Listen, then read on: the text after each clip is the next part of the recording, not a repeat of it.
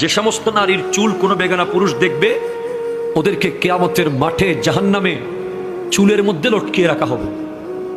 2, যে সমস্ত নারী স্বামীর সাথে তর্ক করে কথায় কথায়, বাকবিতান্ডে জড়িয়ে যায়, কথায় কথায় জবাব দেয়, স্বামীর মনে আঘাত দেয়, তাদের জিহ্বার মধ্যে লটকিয়ে রাখা হবে। জানিয়ে দেবেন আপনার ওয়াইফকে। আপনাদের সাথে আসতেছি একটু পরে। শুধু মেয়েদের কথা বলে চলে যাওয়ার লোক আমি না, আপনারাও আছেন সামনে। যে সমস্ত নারী পরকীয়া সম্পর্কে লিপ্ত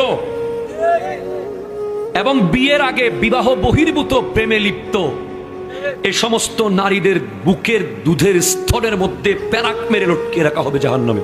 নাউজুবিল্লাহ। 4, যে সমস্ত নারী উপকার করে খোঁটা দেয়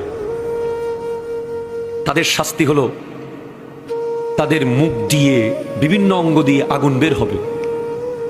5, যে সমস্ত নারী ভালোভাবে পবিত্র হয় না, নামাজ নিয়ে হেয় করে, ঠাট্টা করে, ওদের মাথা হবে কুকুরের মতো, গা হয়ে যাবে গাধার মতো। নাউজুবিল্লাহ। অথবা যাদের হাত পা বেঁধে রাখা হয়েছে, সাপ বিচ্ছু ছেড়ে দেওয়া হয়েছে, এরাই শাস্তিটা পাবে।